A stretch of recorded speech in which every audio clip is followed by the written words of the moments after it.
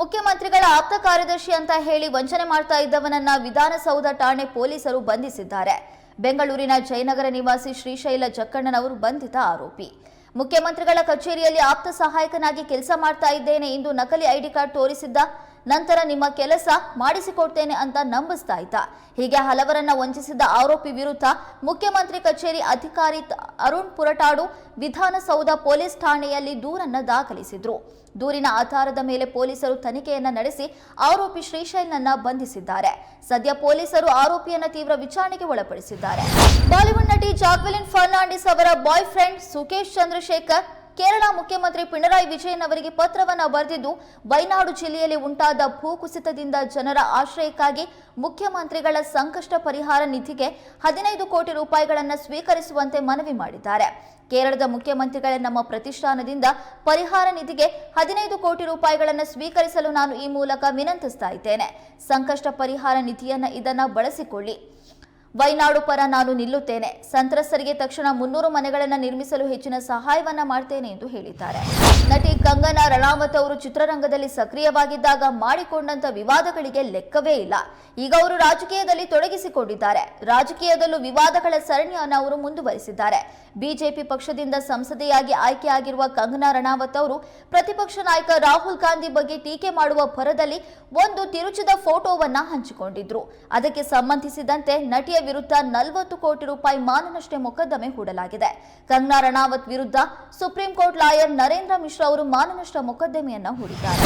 ಆಂಧ್ರ ಪ್ರದೇಶದ ಉಪಮುಖ್ಯಮಂತ್ರಿ ಮತ್ತು ತೆಲುಗು ನಟ ಪವನ್ ಕಲ್ಯಾಣ್ ಆಗಸ್ಟ್ 8ರಂದು ಬೆಂಗಳೂರಿಗೆ ಆಗಮಿಸಿದ್ದು, ವಿಧಾನಸೌಧದಲ್ಲಿ ಸಿಎಂ ಸಿದ್ದರಾಮಯ್ಯ ಅವರನ್ನ ಭೇಟಿಯಾಗಿ ಕುಶಲೋಪರಿ ವಿಚಾರಿಸಿದ್ರು. ಬಳಿಕ ಅರಣ್ಯ ಸಚಿವ ಈಶ್ವರ್ ಖಂಡ್ರೆ ಜೊತೆಗೆ ಮಲ್ಲೇಶ್ವರಂನಲ್ಲಿರುವ ಅರಣ್ಯ ಭವನಕ್ಕೆ ತೆರಳಿದ್ರು. ಈ ವೇಳೆ ಸರ್ಕಾರಿ ಅಧಿಕಾರಿಯೊಬ್ಬರ ಕಾರಿನೊಳಗೆ ಹೆಬ್ಬಾವಿನ ಮರಿ ಪ್ರತ್ಯಕ್ಷವಾಗಿದೆ. ಹೌದು, ಪವನ್ ಕಲ್ಯಾಣ್ ಜೊತೆಗೆ ಆಗಮಿಸಿರುವ ಆಂಧ್ರ ಪ್ರದೇಶದ ಸರ್ಕಾರಿ ಅಧಿಕಾರಿ ಕಾರಿನೊಳಗೆ ಸುಮಾರು 1 ರಿಂದ 1.5 ಅಡಿ ಇರುವ ಹೆಬ್ಬಾವು ಕಾಣಿಸಿಕೊಂಡಿದೆ. ಹೆಬ್ಬಾವನ್ನ ಕಾಣುತ್ತಲೇ ಅರಣ್ಯಾಧಿಕಾರಿಗಳು ಸೆರೆ ಹಿಡಿದಿದ್ದಾರೆ. ಬಳಿಕ ಹಾವನ್ನ ತೆಗೆದುಕೊಂಡು ಹೋಗಿ ಸಚಿವ ಈಶ್ವರ್ ಖಂಡ್ರೆ ಅವರಿಗೆ ತೋರಿಸಿದ್ದಾರೆ. ಕಾಳಿ ಸೇತುವೆಯ ಕುಸಿತಕ್ಕೆ ರಾಷ್ಟ್ರೀಯ ಹೆದ್ದಾರಿ ಪ್ರಾಧಿಕಾರದ ನಿರ್ಲಕ್ಷ್ಯವೇ ಕಾರಣ ಎಂದು ಉತ್ತರ ಕನ್ನಡ ಜಿಲ್ಲಾಡಳಿತ ಮಂಡಳಿ ಆರೋಪಿಸಿದೆ. ಉತ್ತರ ಕನ್ನಡ ಜಿಲ್ಲಾಡಳಿತದ ಉನ್ನತ ಅಧಿಕಾರಿಯೊಬ್ಬರು ಮಾತನಾಡಿ, ಗೋವಾ ಮತ್ತು ಕರ್ನಾಟಕವನ್ನು ಸಂಪರ್ಕಿಸುವ ಕಾರವಾರದ NH 66ರಲ್ಲಿ ಸೇತುವೆ ಕುಸಿಯಲು NHAIನ ಸಂಪೂರ್ಣ ನಿರ್ಲಕ್ಷ್ಯವೇ ಕಾರಣ ಅಂತ ಹೇಳಿದ್ದಾರೆ. 2013ರಲ್ಲಿ ಸೇತುವೆಯನ್ನ NHAI ಅಧೀನಕ್ಕೆ ವರ್ಗಾಯಿಸಲಾಗಿದ್ದು, ಹಳೆಯ ಸೇತುವೆಯನ್ನ ನಿರ್ವಹಿಸಲು ಪ್ರಾಧಿಕಾರವು ಒಪ್ಪಂದವನ್ನ ಮಾಡಿಕೊಂಡಿತ್ತು. ನಿರ್ವಹಣೆಯ ನಂತರ ಅವರು ಫಿಟ್ನೆಸ್ ಪ್ರಮಾಣ ಪತ್ರವನ್ನ ನೀಡಬೇಕಿತ್ತು.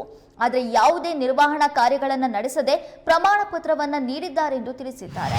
ಇತ್ತೀಚೆಗಷ್ಟೇ ಸರಣಿ ಗುಡ್ಡ ಕುಸಿತ ಪ್ರವಾಹದಂತಹ ಸ್ಥಿತಿಯನ್ನ ಎದುರಿಸಿದ್ದ ವಯನಾಡಿನಲ್ಲಿ ಇಂದು ನಿಗೂಢ ಶಬ್ದವೊಂದು ಕೇಳಿಬಂದಿದೆ.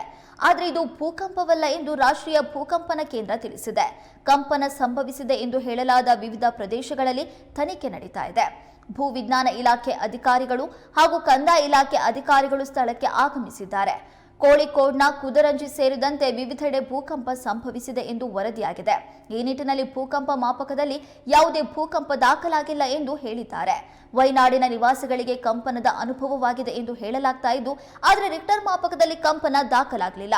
ಬೆಳಗ್ಗೆ 10 ಗಂಟೆಗೆ ಕಂಪನದ ಅನುಭವವಾಗಿದೆ.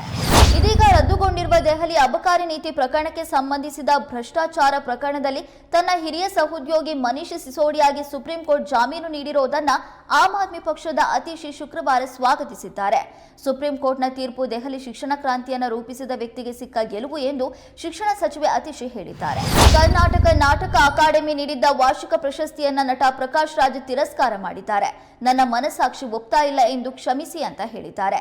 ಈ ಬಗ್ಗೆ ಶುಕ್ರವಾರ ಟ್ವೀಟ್ ಮಾಡಿರುವ ನಟ ಪ್ರಕಾಶ್ ರಾಜ್, ನಾನು ಈಗಷ್ಟೇ ರಂಗಭೂಮಿಗೆ ಮರಳಿ ಬಂದಿದ್ದೇನೆ.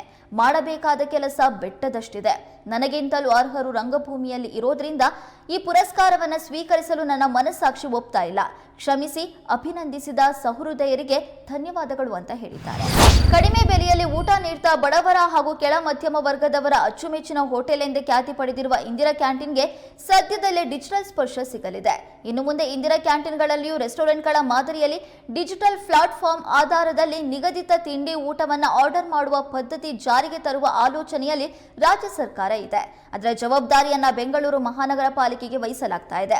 ಈ ಸೌಲಭ್ಯವು ಪ್ರಾಯೋಗಿಕವಾಗಿ ಮೊದಲು ಬೆಂಗಳೂರಿನಲ್ಲಿ ಜಾರಿಗೆ ಬರಲಿದ್ದು, ಆ ನಂತರ ಗ್ರಾಹಕರ ಸ್ಪಂದನೆಗೆ ಅನುಗುಣವಾಗಿ ರಾಜ್ಯದ ಬೇರೆ ಬೇರೆ ಜಿಲ್ಲೆಗಳಲ್ಲಿ ಇದನ್ನು ವಿಸ್ತರಿಸಲು ತೀರ್ಮಾನಿಸಲಾಗಿದೆ. ಇದಿಷ್ಟು ಇವತ್ತಿನ ಸ್ಪೀಡ್ ನ್ಯೂಸ್. ಮತ್ತಷ್ಟು ಅಪ್ಡೇಟ್ಸ್ಗಾಗಿ ನೋಡ್ತಾ ಇರಿ ಕನ್ನಡ ಮೀಡಿಯಂ 24/7.